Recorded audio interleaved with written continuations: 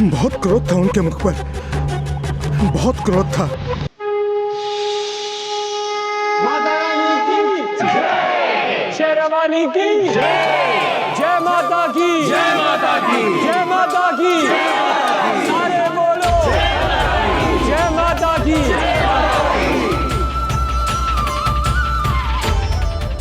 भक्त श्रीधर, तुम्हारी भक्ति, तुम्हारी श्रद्धा के कारण संपूर्ण संसार मेरे स्वरूप के दर्शन प्राप्त हुए हैं। इसीलिए आज मैं तुम्हें आशीर्वाद देती हूँ।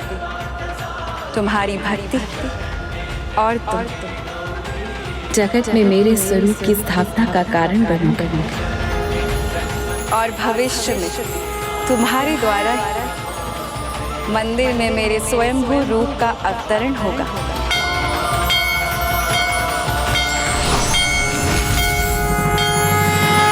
बस बहुत हुआ भक्ति का स्वांग। अब जो मुझे चाहिए वो मैं छीन लूंगा।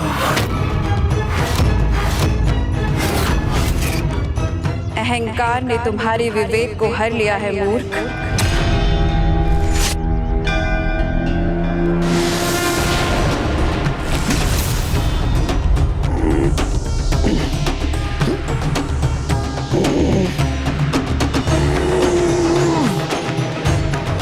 मैं तुम्हें बंदी बना कर रहूंगा, तुम्हारी शक्ति पाकर रहूंगा। मेरी शक्ति और मेरा आशीर्वाद केवल उसी को प्राप्त होता है जो निस्वार्थ भाव से मेरी सच्ची भक्ति में स्वयं को लीन करे, जैसे मेरा परम भक्त श्रीधर।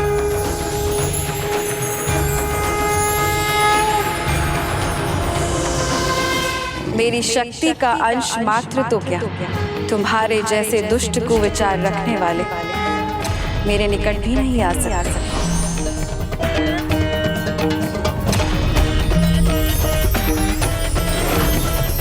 माँ,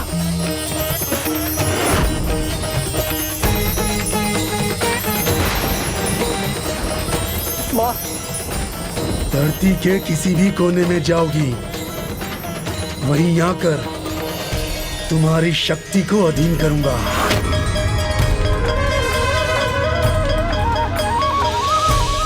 माँ, आपके इस भक्त की भक्ति अभी तृप्त नहीं हुई। अब ये भक्त भक्ति यात्रा करेगा। माता रानी की जय, माता रानी की जय, जय माता की, जय माता की, जय माता की, जय माता की, जय माता की, जय माता की। इस प्रकार माता वैष्णवी ने सभी को दर्शन दिए और फिर वो वहां से चली गईं। श्रीधर और भैरव दोनों ही उनके बनाए पथ पर उनके पद चिन्हों को ढूंढते हुए उनके पीछे जा रहे थे। अंतर था तो बस आशय का। एक भक्ति के बहाव में बहकर माता के पीछे जा रहा था, तो दूसरा कुटिलता, कपट और लालच के कारण अपना विवेक खोकर।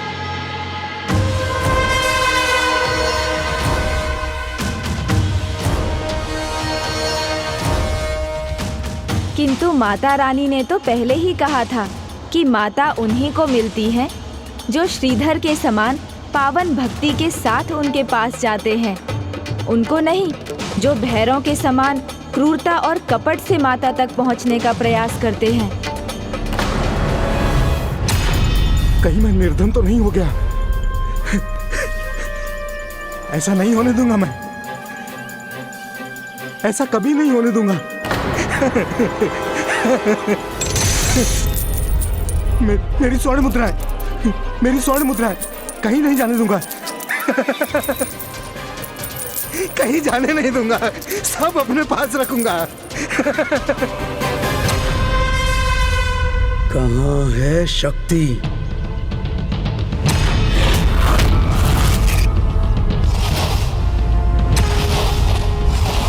मुझे कहाँ कहाँ ढूंढोगे भैरव? संसार के किसी भी छोर पे चली जाओ, वहीं से ढूंढ कर निकालूंगा तुम्हें। तुम्हें अधीन कर अपनी साधना पूरी करूंगा मैं। भैरव पाएगा तुम्हारी शक्ति को, सर्वशक्तिशाली बनेगा। जय श्री राम। प्रणाम माता।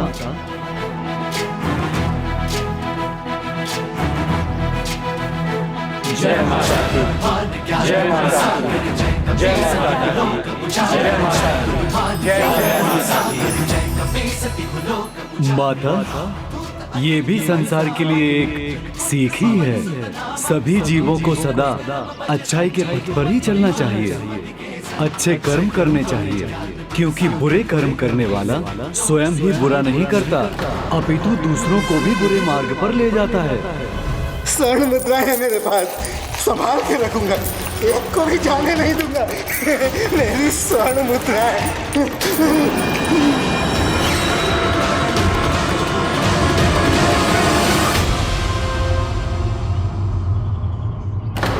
स्वामी, बाबू उठिए, उठिए स्वामी, उठिए, बाबू, उठिए स्वामी।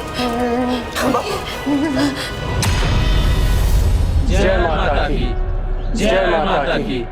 माता, और जो अच्छे कर्म करता है वो अन्य सभी को भी सुमार्ग पर ले जाता है। उचित कहा हनुमान। फल तो कर्मों के अनुसार ही प्राप्त होता है। पुष्प बाण चापा। किंतु माता, आप रोककर इस भैरव को दंड क्यों नहीं देती? माता, आपको भला इससे दूर जाने की क्या आवश्यकता है? आपके तो एक ही संकेत पर ये भस्म हो जाएगा। भक्त शिरोमणि हनुमान, समय रहते यदि कोई अपनी दुष्टता त्याग कर भलाई की ओर, अच्छाई की ओर बढ़ जाए, अपनी भूलों का, अपराधों का प्रायश्चित कर सुधर जाए, तो उसे भी दूसरा अवसर अवश्य दिया जाना चाहिए। यही कर रही हूँ मैं। जब तक उस दुष्ट के पापों की गागर भर नहीं जाती, मैं उसे सुधरने का अवसर अवश्य दूँ।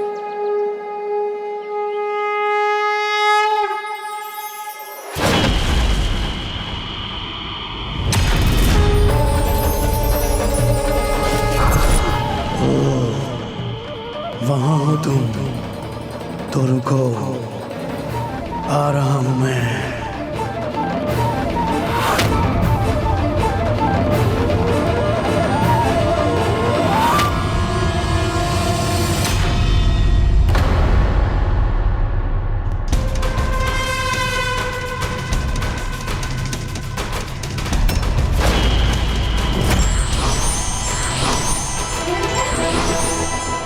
लुक्का छिपी बंद करो, सामने आओ। वैसे भी मुझसे और अधिक भाग नहीं सकोगी तुम।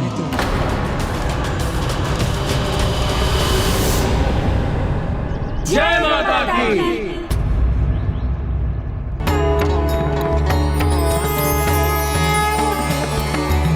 तुम्हारे द्वारा मंदिर में मेरे स्वयंभू रूप का अवतरण होगा।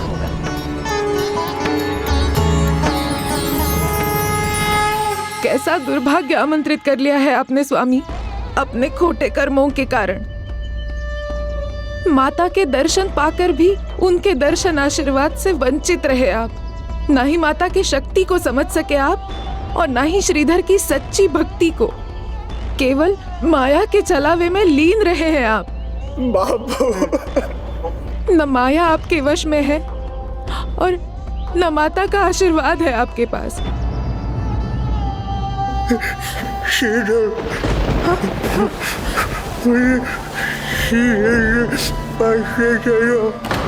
हाँ स्वामी, अवश्य।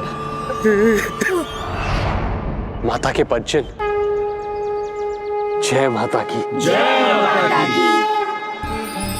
अब माता के मंदिर की स्थापना के लिए मैं यही तपस्या करूंगा, योग समाधि में बैठा रहूंगा जब तक माता रानी स्वयं मुझे अपने पास बुला नहीं लेती।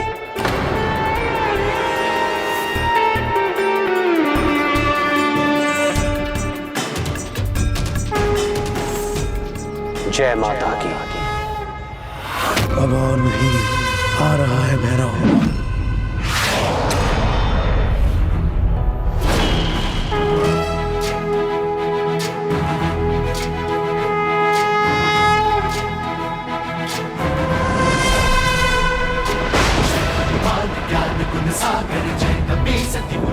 किसी के रोके नहीं रुकेगा भैरव आज।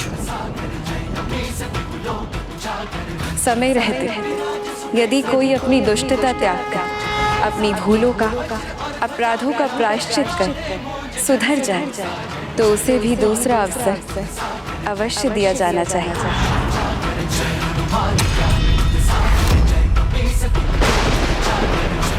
अब क्या होने वाला था गणेश जी? तो क्या हनुमान जी भैरव को समझाकर उसे सुधरने के लिए प्रेरित करने वाले थे, या दोनों में युद्ध होने वाला था? गणेश जी, मेरी जिज्ञासा तो बढ़ती जा रही है, बताइए ना प्रभु, फिर क्या हुआ? भक्त और भगवान की ऐसी अनूठी कथा सुनकर भक्ति का भाव तो जागना ही था। तो इसका अर्थ ये है कि स्वामी अब कहीं नहीं जाएंगे। पाप और दोष के कारक भगवान नहीं अपितु प्राणी स्वयं होता है। इसलिए ईश्वर को इसका उत्तरदायी नहीं मानना चाहिए, क्योंकि जब कोई अधर्मी व्यक्ति बुरे कर्म करता है तो पाप और दंड का भागी बनता है, फिर भी ईश्वर उन्हें सुधरने का अवसर देते हैं। यही माता वैष्णवी चाहती थी और वही हनुमान जी कर रहे थे, भैरव को अवसर दे रहे थे। भैरव, तुम सत्य को देखो और देखो कि कौन है तुम्हारे सामने। पहचानो उन्हें, महाशक्ति हैं वो। तुम जिससे युद्ध करने के लिए उतावले हो रहे हो। भैरव, ज्वालामुखी के मुख में प्रवेश क्यों करना चाहते हो तुम? जो स्वयं ज्वालामुखी हो, जिसकी तपाग्नि से धरती थर्राती हो, उसके क्रोध के लावा का स्पर्श मात्र किसी को भी भस्म कर सकता है। बुद्धिमानी इसी में है कि मेरे मार्ग से हट जाओ, अन्यथा परिणाम तुम्हें ज्ञात है।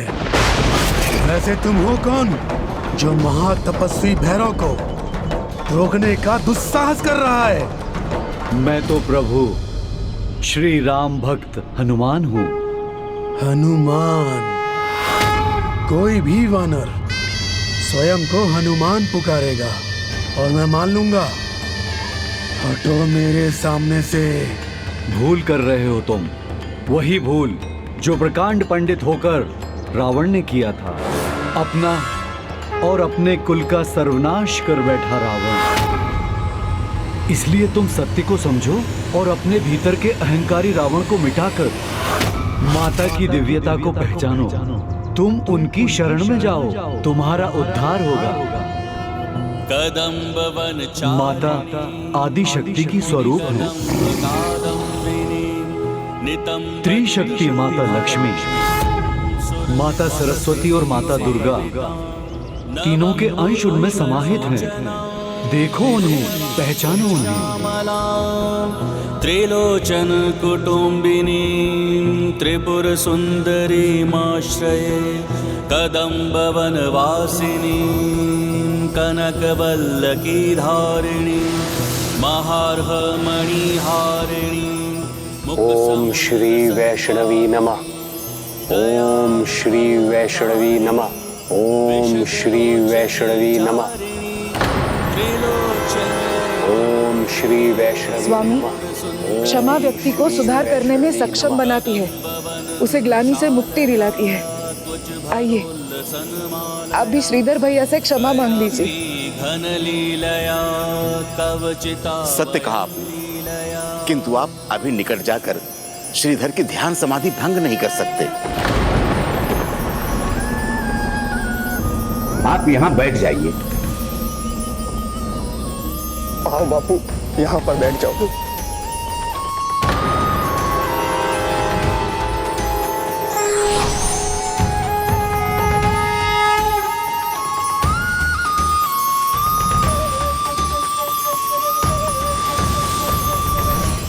मैं तुम्हारी अद्भुत भक्ति देखकर भाव विभोर हूँ श्रीधर। भैरव, आशा है कि तुम समझ गए होगे और अपनी भूल सुधार कर प्रायश्चित करना ही एकमात्र उपाय शेष है तुम्हारे लिए।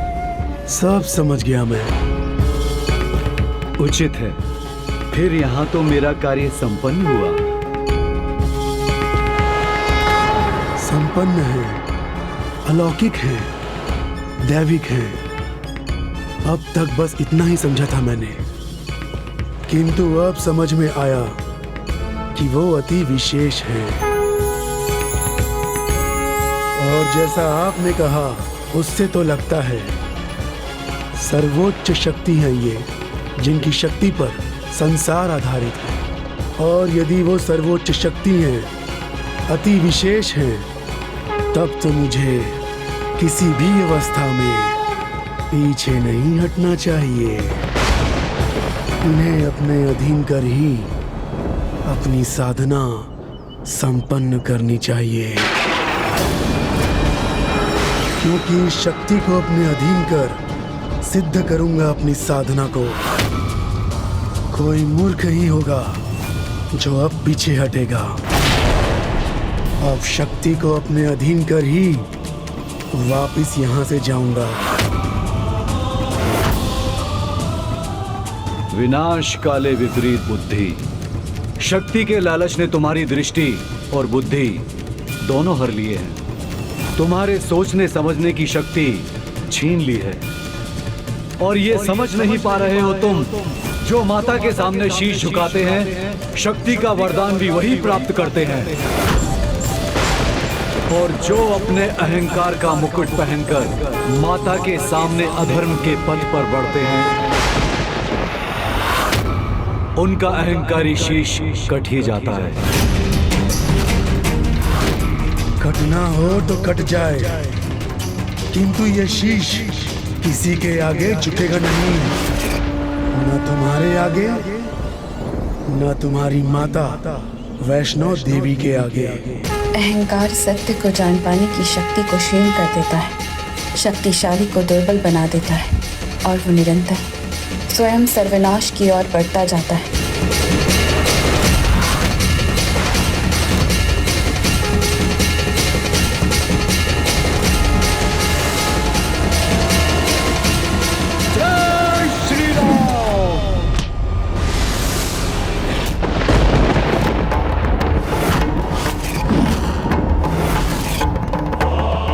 आगे तो बढ़कर ही रहूंगा मैं।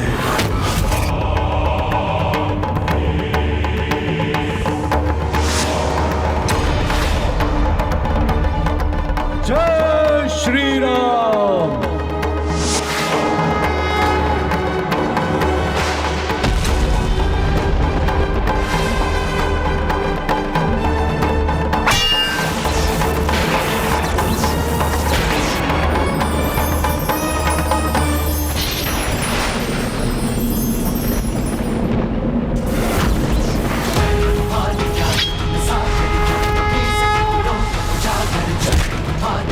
जय श्री राम।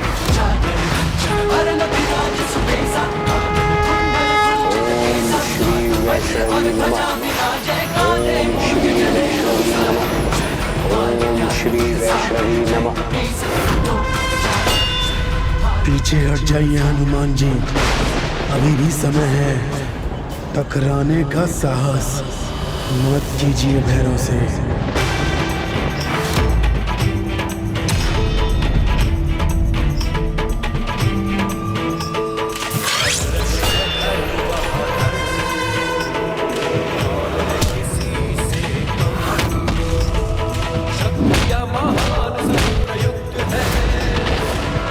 मेरे समक्ष इतने समय टिकने वाला असाधारण शक्ति का स्वामी तो अवश्य है, किंतु अब इसे अपने बल का परिचय देना ही होगा।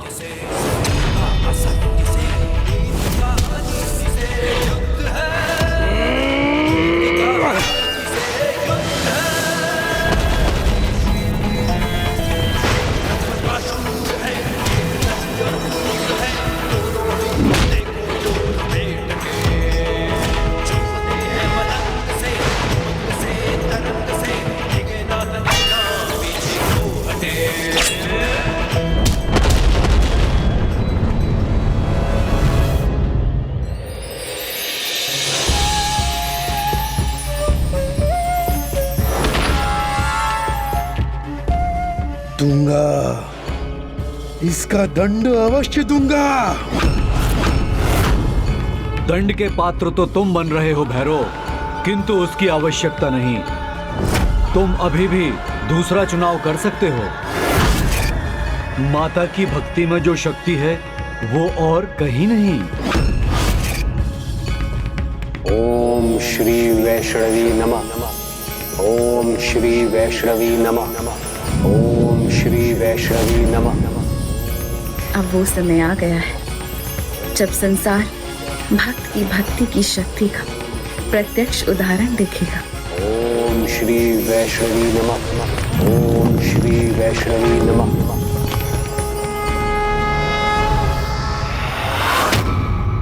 मैं अपना चुनाव कर चुका हूं, अब नहीं रुकूंगा मैं।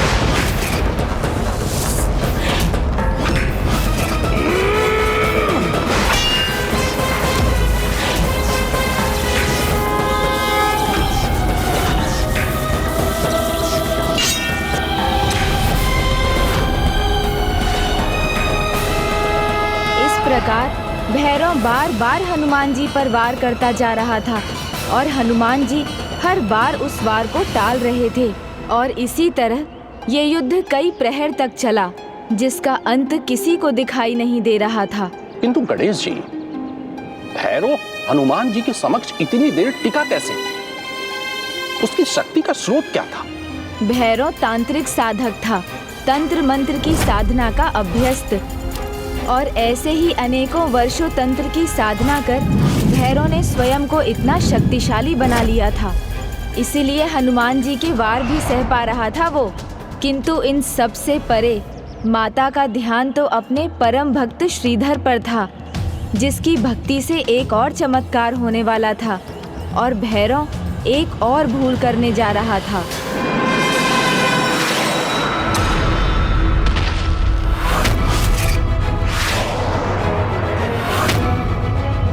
तुम क्या करने जा रहे हो वो भली भांति ज्ञात है मुझे, और उसका क्या उत्तर देना है वो भी मुझसे छिपा नहीं है।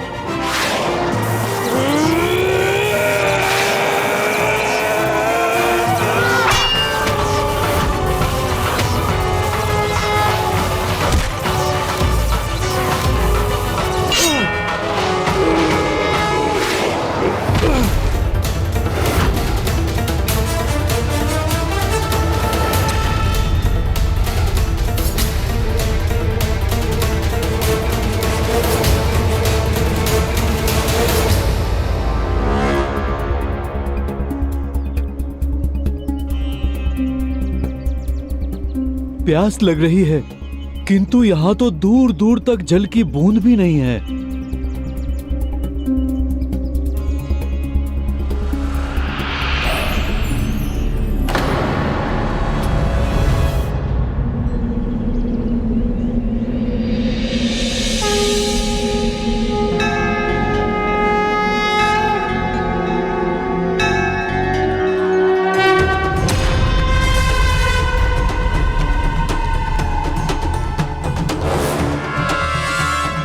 अब और प्रतीक्षा नहीं।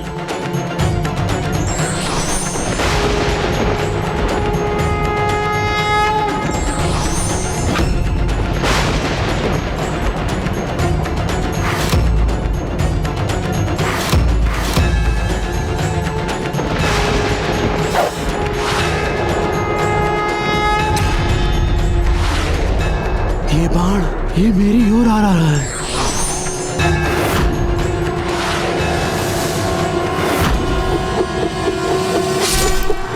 नहीं नहीं नहीं, ये मेरा भविष्य नहीं हो सकता।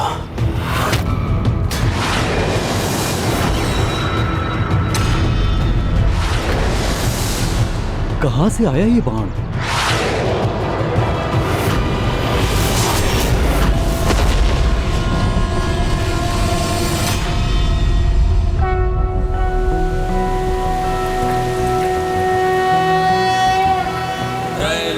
पूजित देवी कमले विष्णु बल्लभे यथा त्वमचल कृष्णे तथा भवमयी स्थिरा। अद्भुत है आपकी लीला माँ। भक्त को प्यास लगी थी तो माँ ने तो नदी ही बहा दी। किंतु गणेश जी, महाबली हनुमान तो उनके बल और दृढ़ता के लिए विख्यात हैं। कुछ ही क्षण का ये युद्ध उन्हें थका कैसे सकता था कि उन्हें प्यास लग गई? माता की लीला से कुछ भी संभव है। हनुमान जी का थकना एवं उनका प्यास लगना माता की लीला के लिए अनिवार्य था।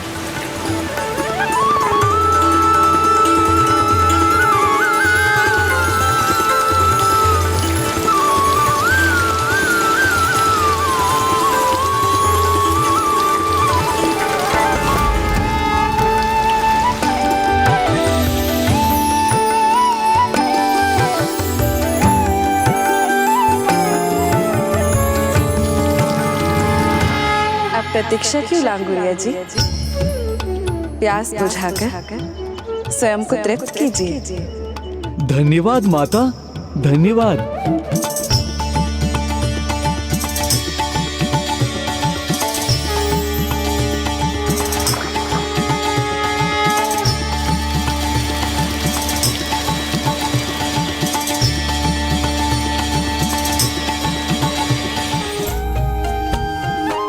माता, इस नदी का बहाव तो आपके बहते केशों के समान है। भक्त के लिए इस नदी को उत्पन्न करने हेतु आपको कोटि कोटि धन्यवाद माता। ये नदी आपकी ममता का प्रमाण है। इस नदी को बाल गंगा के नाम से पुकारा जाएगा। बाल गंगा के नाम से पुकारा जाएगा, या बाण के कारण उत्पन्न होने के कारण ये जगत में बाण गंगा के नाम से विख्यात होगी। इतना ही नहीं, महाबली हनुमान की प्यास संसार के सभी भक्तों की भक्ति की प्यास का प्रतीक है, और उन्हें तृप्त करना मेरा कर्तव्य है। अपितु जो भक्त श्रद्धा से इसमें डुबकी लगाएगा उसके सभी पाप मिट जाएंगे।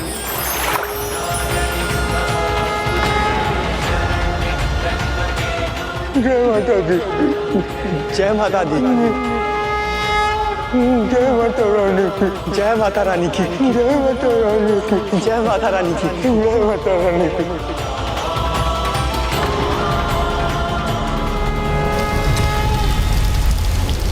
नहीं नहीं, स्वयं को इस जल से दूर रखेगा भैरव। माता का आशीर्वाद तो वही पाता है जो उसे पाना चाहता है। ये दोनों ही अपने पथ पर अडिग हैं माँ, किंतु माँ पृथ्वी और आकाश का भेद है दोनों में। एक ओर भक्ति के सागर में डूबा श्रीधर है, तो दूसरी ओर ये भैरव, ये अडिग है कुपथ पर चलने के लिए, जिसके कारण ये अपना सर्वस्व नाश करने जा रहा है।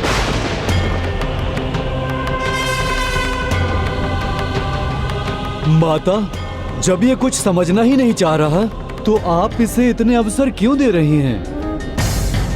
माता, यदि आपकी इच्छा हो तो मात्र आप अपनी दृष्टि से ही इसका वध कर सकती हैं। माता, यदि आप मुझे आज्ञा दें तो मैं अभी इसका अंत कर देता हूं। नहीं श्री राम भक्त हनुमान, उसे अपने भविष्य की, अपने सर्वनाश की झलकियां तो दिखाई दे रही, किंतु वो रुक नहीं रहा। अर्थात उसका अंत निकट है, किंतु अभी भी उसके पापों की गागर भरी नहीं है।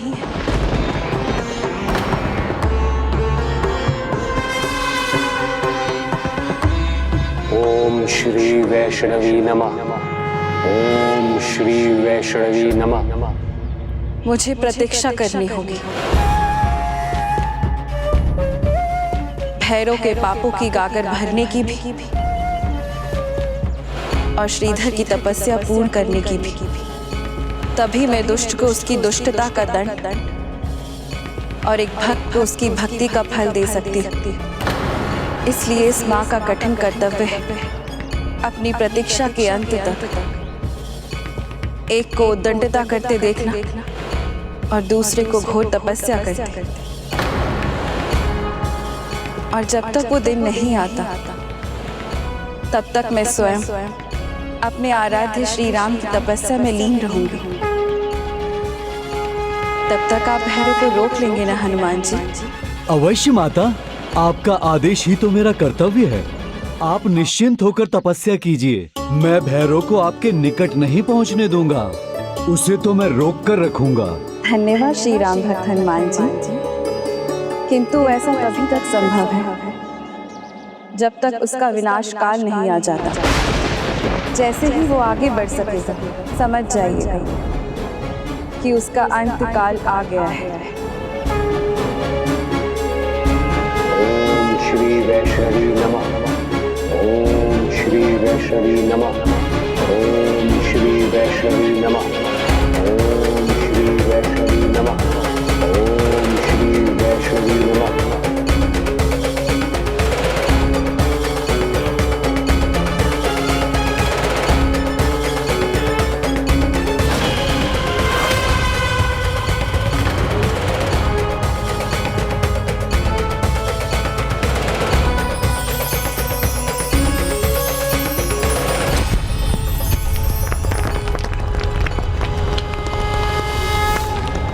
भगवान अपने नियमों का पूर्ण आदर करते हैं, निष्ठा से उनका पालन करते हैं, उन्हें भंग नहीं करते।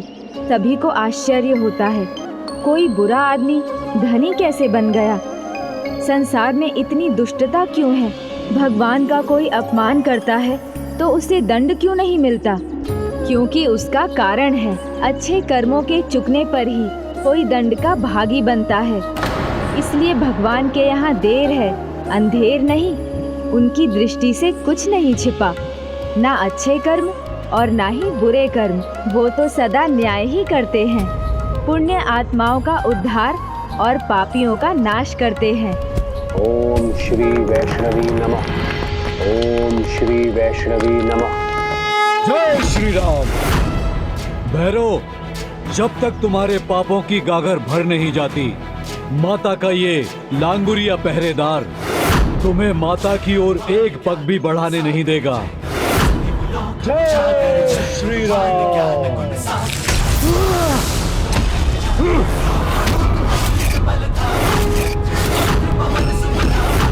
और फिर भैरव ने जितनी भी बार जिस भी पद से त्रिकुट पर्वत पर चढ़ने का प्रयास किया, सदा हनुमान जी को सामने पाया और ये भैरव स्वीकार न कर सका और उसने महाबली हनुमान जी के साथ घमासान युद्ध आरंभ कर दिया।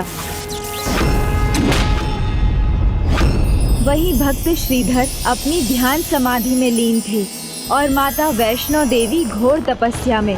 ऐसा 9 माह तक चलता रहा।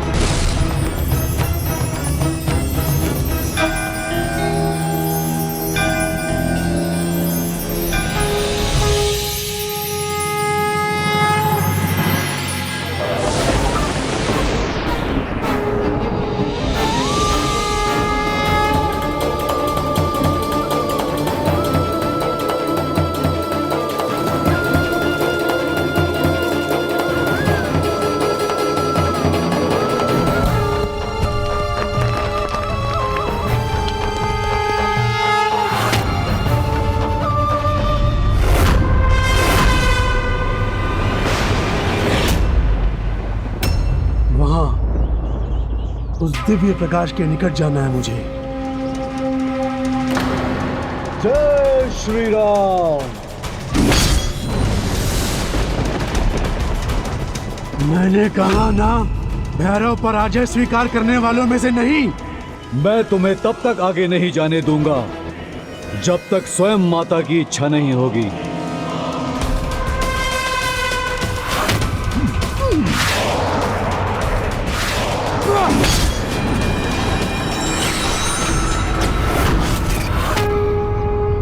भैरव जो करता है अपनी इच्छा से करता है।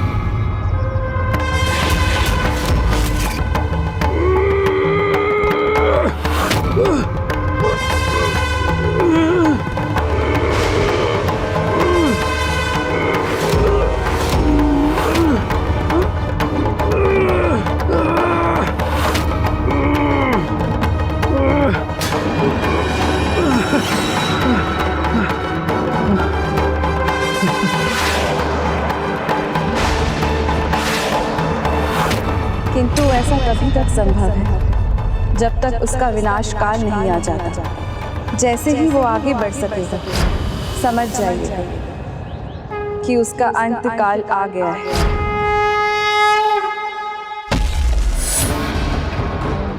शक्ति पाएगा भैरव, सर्वशक्तिशाली बन जाएगा भैरव।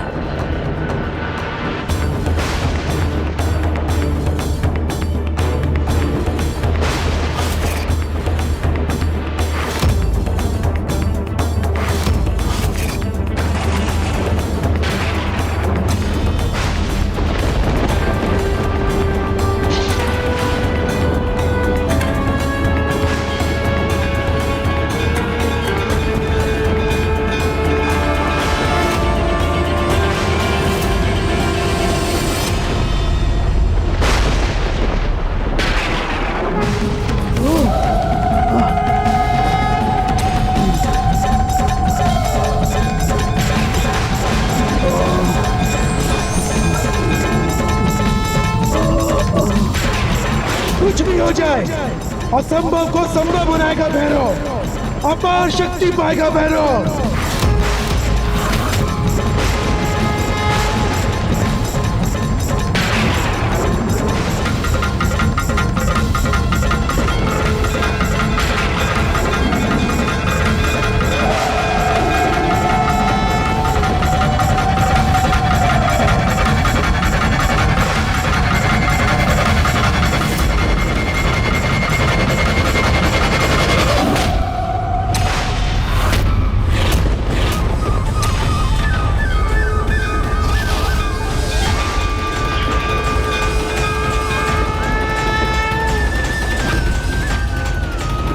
जय श्री राम।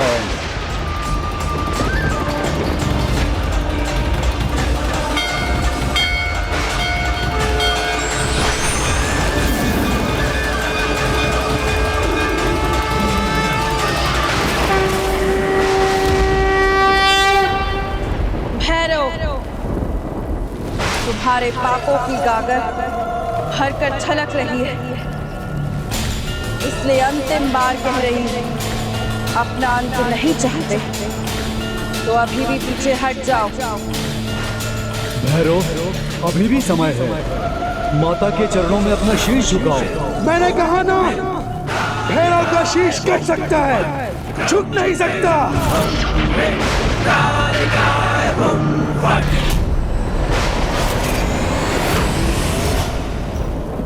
साधक भैरव साधना पूर्ण करेगा, तुम्हारी शक्ति पाकर सर्वशक्तिशाली बनेगा।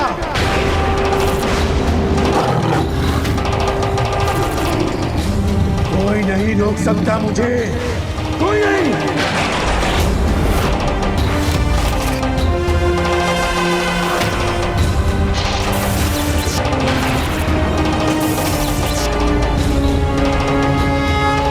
विचित्र थी ये घटना।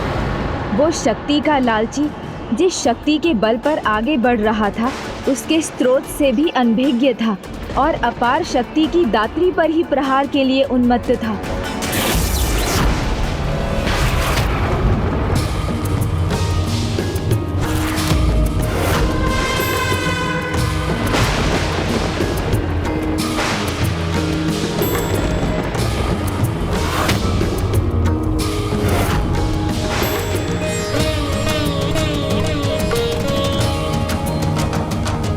संकेत मिल रहे हैं, स्वामी की तपस्या संपन्न होने ही वाली है। मैं अभी जाकर सभी को सूचित करता हूँ।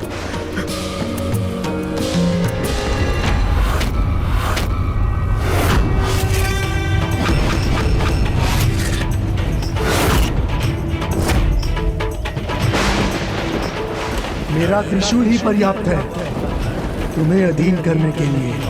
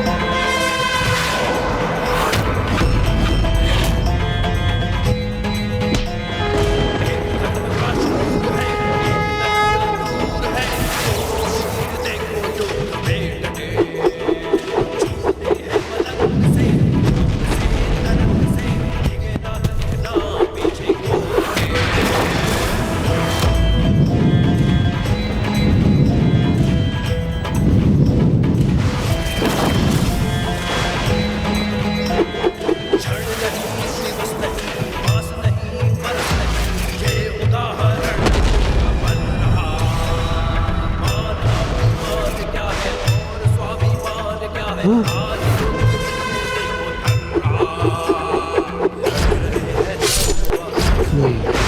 ये नहीं हो सकता, मेरा वध नहीं हो सकता।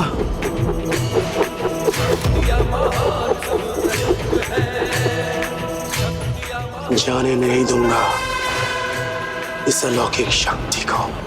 मति भ्रष्ट हो गई मेरे पड़ोसी श्रीधर की। कहता है माता कन्या के रूप में उसके घर आई थी और माता ने उसे साक्षात दर्शन देने का वचन भी दिया है। भक्ति से कुछ भी पाना संभव है, किंतु जिसके भीतर पाप हो वो पाता नहीं, केवल होता है।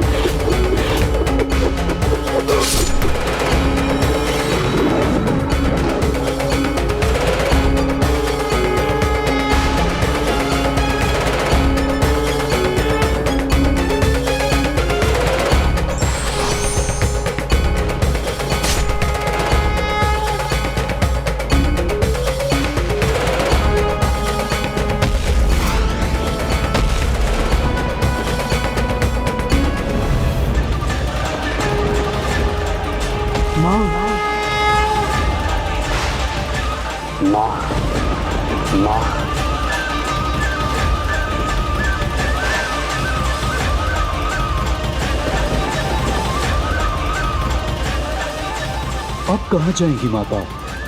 उस भक्त के निकट जिसने सदा निष्ठा से माता की पूजा आराधना की है, या उसके पास जिसने अभी अपने अंतिम समय में माता के वास्तविक स्वरूप को पहचाना है?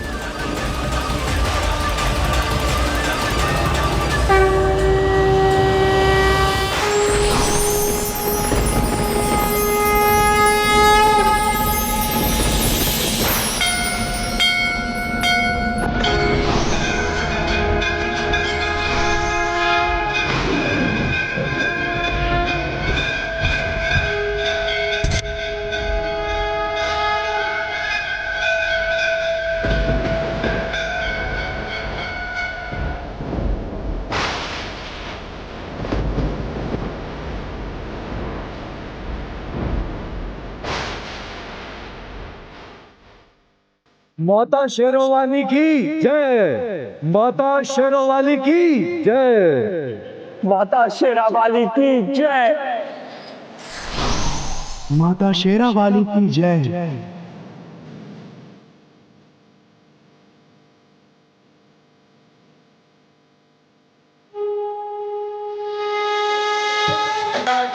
माता शेरावाली की जय।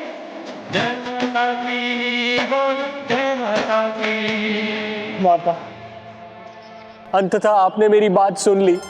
अपने इस भक्त को पूर्ण स्वरूप के दर्शन देकर आपने कृतार्थ कर दिया मुझे।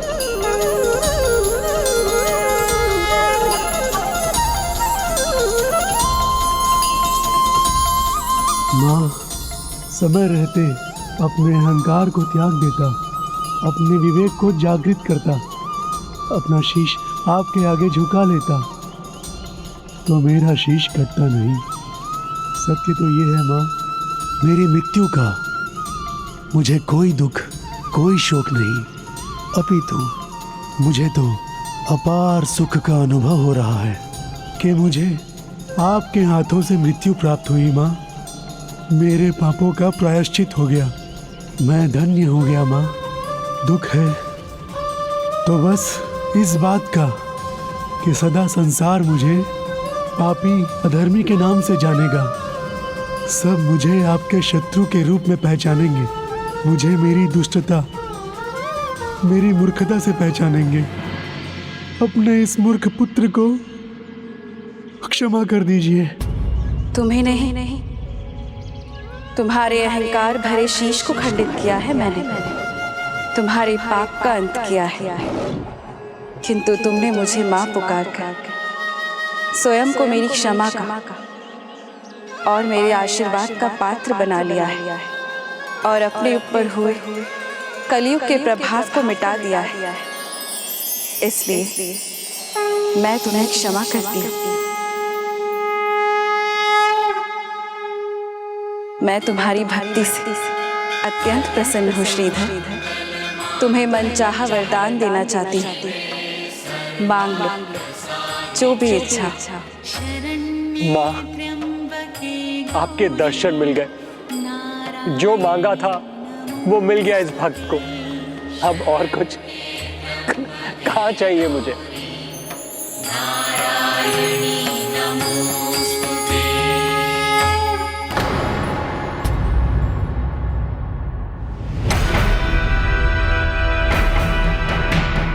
यदि आज भी श्रीधर ने माता से कुछ नहीं मांगा तो माता का आविर्भाव कैसे होगा? मेरी माता की कलयुग में स्थापना कैसे होगी? कलयुग के आगमन पर आपकी भक्ति में आप ही का एक भक्त आपको पुकारेगा, तब आपका आविर्भाव होगा और वही भक्त त्रिकूट पर्वत पर आपको आपका विशेष धाम प्राप्त करने में सहायक बने। प्रभु श्री राम ने मुझे जो वरदान दिया था वो तो तभी पूर्ण होगा जब मेरा भक्त श्रीधर मुझे रोकेगा। अन्यथा जब प्रभु कलयुग में कल की अवतार धारण कर अवतरित होंगे तो मैं उनसे भेंट करने में असमर्थ हो जाऊंगी। क्या ऐसा कुछ नहीं जिसकी तुम्हें इच्छा हो जो तुम मुझसे मांग सकते हो? माँ, आप तो अपने भक्त की झोली बिन मांगे ही सुख समृद्धि से भर देती है। ऐसे में भला कुछ और मांगने की क्या आवश्यकता है? आपकी ममता और कृपा से भरे आपके आंचल की छाव सदा हम पर बनी रहे। इससे अधिक मुझे और कुछ नहीं चाहिए।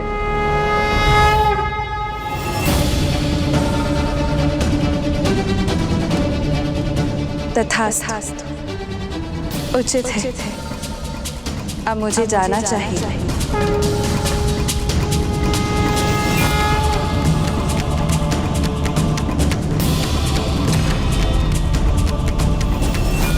माँ, माँ, माँ, माँ, माँ, माँ, माँ,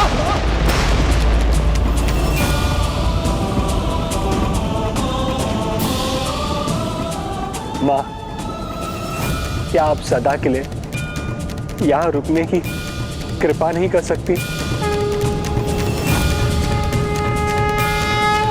आप मुझे मनचाहा वरदान देना चाहती है ना, तो मुझे ये वरदान दीजिए कि आपकी छत्र छाया सदा हम पर बनी रहे।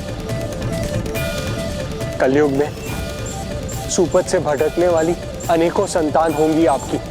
उन सभी को आपकी कृपा, दया और ममता की आवश्यकता होगी। आपसे प्रेरणा पाकर ही वो पुनः उचित पद पर चल सकेंगे। माँ, आपने मुझे वरदान दिया था मेरे कारण आपके मंदिर की स्थापना होगी। तो माँ, अपने इस भक्त को दिए वरदान को सत्य कीजिए। यहाँ स्थापित होकर कलयुग में अपने भक्तों का उद्धार कीजिए माता रानी। ऐसे भक्त और ऐसे पुत्र को भला कौन माँ छोड़ के जाएगी? मैं भी नहीं चाहती। आज भगवान ने नहीं, एक भक्त और उसकी भक्ति में भगवान को आधार दिया है।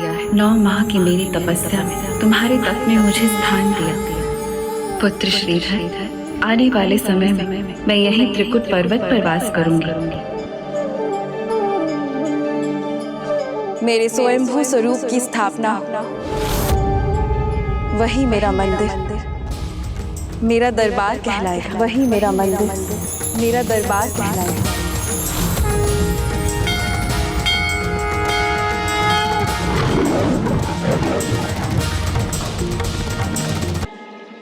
क्या तुम मेरे मंदिर की देखरेख कर सकोगे? उसका ध्यान रखोगे?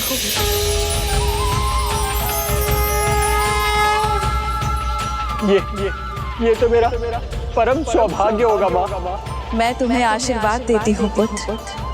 तुम्हारे बाद तुम्हारे वंशज मेरे मंदिर में मेरी पूजा करेंगे और तुम्हारा नाम सदा के लिए मेरे नाम से जुड़ा रहेगा।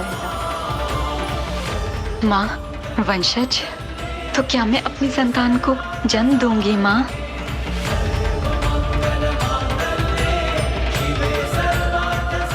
तुम भक्ति के प्रत्येक पग पर श्रीधर के साथ रही हो, इसलिए मैं तुम्हें एक तेजस्वी संतान का वरदान देती हूँ।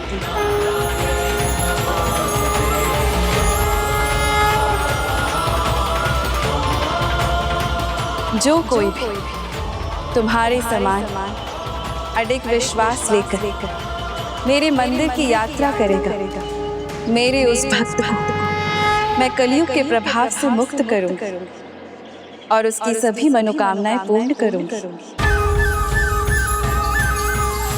और भैरव, भूल हो जाने पर प्रायश्चित मुक्ति के द्वार खोल देता है, इसीलिए तुम्हारे दर्शन के बाद मेरे वैष्णो धाम की यात्रा को पूर्ण माना जाएगा, मेरे वैष्णो धाम की यात्रा को पूर्ण माना जाएगा। किंतु यदि कोई भक्त शारीरिक रूप से स्वस्थ नहीं है और भैरव धाम अथवा मेरे मंदिर चढ़कर नहीं पहुंच सकता, तो यदि वो यहाँ पहुंच भी जाए जहाँ मेरे पद चिन्ह है, तो भी मेरे आशीर्वाद का पूर्ण भागी बनेगा। माँ, बस इतनी कृपा और कीजिए, मेरी देह सदा आपके चरणों में रहे और भविष्य में जो भी भक्त आपके दर्शन के लिए आए वो मेरी इस अभिमानी देह पर चढ़कर आपके दर्शन पाए। माँ, मेरी विनती स्वीकार कीजिए माँ। तथास्तु पुत्र। जीवन भर अधर्म पथ पर चलने वाले इस अधर्मी को आपने प्रायश्चित का इतना बड़ा पुरस्कार दे दिया है माँ। आप करुणा की सागर है माता, आपके समान करुणामयी और कोई नहीं।